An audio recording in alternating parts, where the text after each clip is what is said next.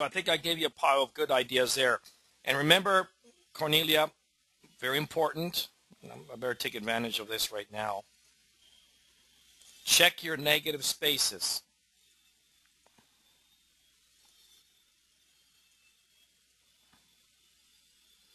Okay, right in here, there's a concave negative space. Make sure that the next one does not line up with it. In other words, this would be a no-no. Remember that we have to think of the negative space as equally as important as the positive. So if I were to isolate all this from its context, okay, let's actually copy that.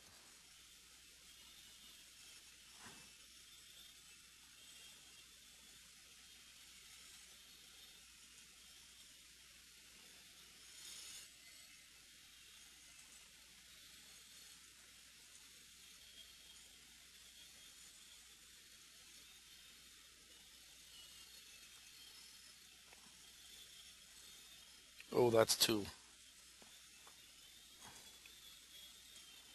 Here, let's just...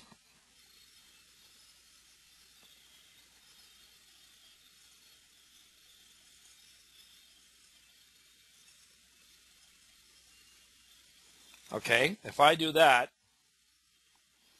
notice how all the indentations, all the negative space is different in each case. So here, you guys want a little golden nugget about how to do evergreen trees? Just take note of this right now. Evergreen trees is one of the most difficult things to do in a painting.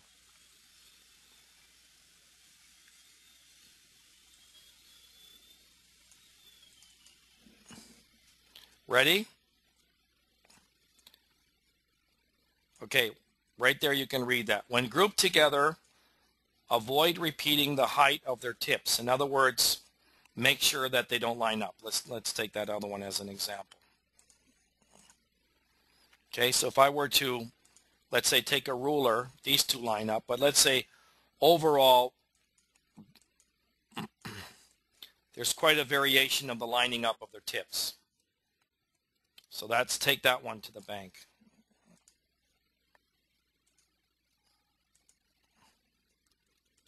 Okay, now try to vary their angles and widths.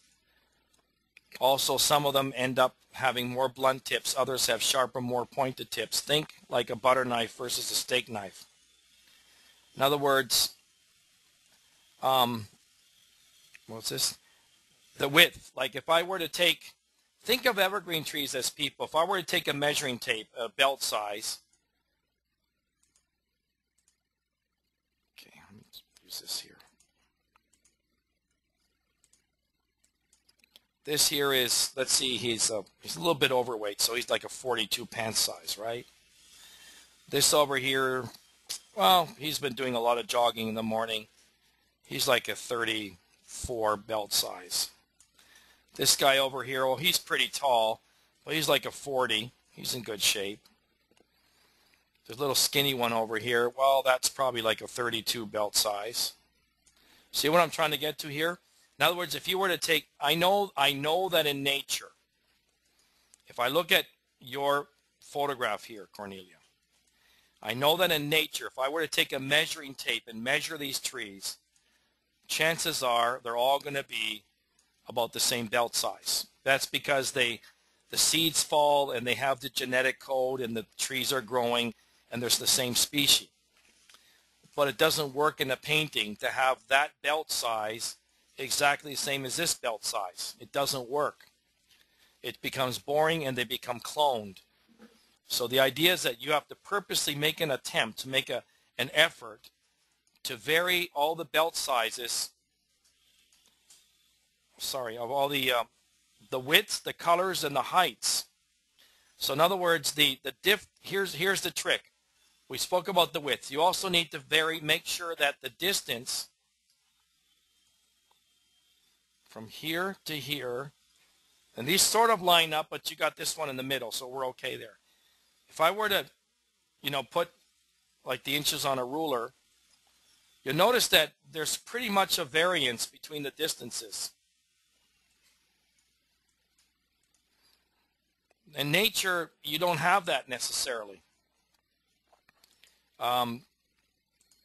See, this is why, guys, I don't know how many of you have been painting landscape paintings, but when you paint them, and you've probably worked with evergreen trees for 10 years, you're never satisfied with them. And no matter how good of a job you do, you keep ending up not being satisfied. And the reason is that if you don't know these little gimmicks, then no matter how well you depict the tree, if they're all the same height and the same size and the same distance in between the both of them, I don't care if you're Robert Bateman and you depict every little branch, it's not going to work. And here comes a guy that can do this in watercolor. In 5 minutes, he ends up with a much gorgeous scene than you who have been working at it for a month. So you got to be careful. See, the distance between that tree and this tree, well, it's a little bit different. But see, if I start to put the axes on all these trees, we are getting some repetition there. Like, for example, from here to here, they're about the same. So that you got to be careful of that. We have a nice little section over here. That works. Look at these two over here. These two are totally cloned. See? So again, no matter how good you are, if you match that green, you make it boring, and you're good with evergreen trees, it won't work. So if I were to edit this photograph, this is what I would do. I'd take this evergreen tree here and make it fatter right away. See, already, look at the difference that's starting to make right there. It's more entertaining to look at now. We don't have two equal trees with the same size. Now they're the same height, so we can bring this one a little bit higher.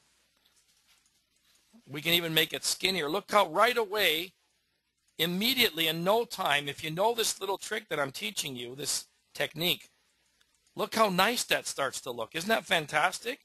Now it goes into a professional kind of painting. And this little skinny one, that's a nice one in here. This one over here, that's a good one. You got a nice section right in here. You got to work on this one. Now, let's say if we take one and do this. Ready? Why do they always have to be completely up straight or straight up? Hold on. Why can't we take one and bend it a little bit? Just for interest.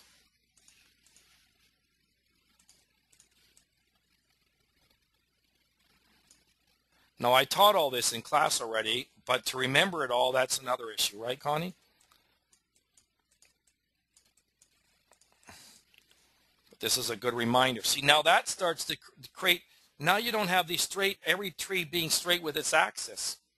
And then you start to change the colors, you bring some forward, you got yourself some really good techniques here. And then finally you take the sky, and I taught you that. Helen, watch this again.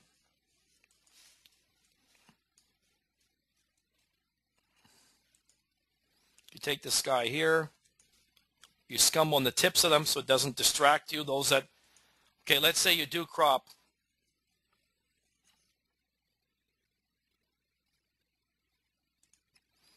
You won't read this in a magazine or a book.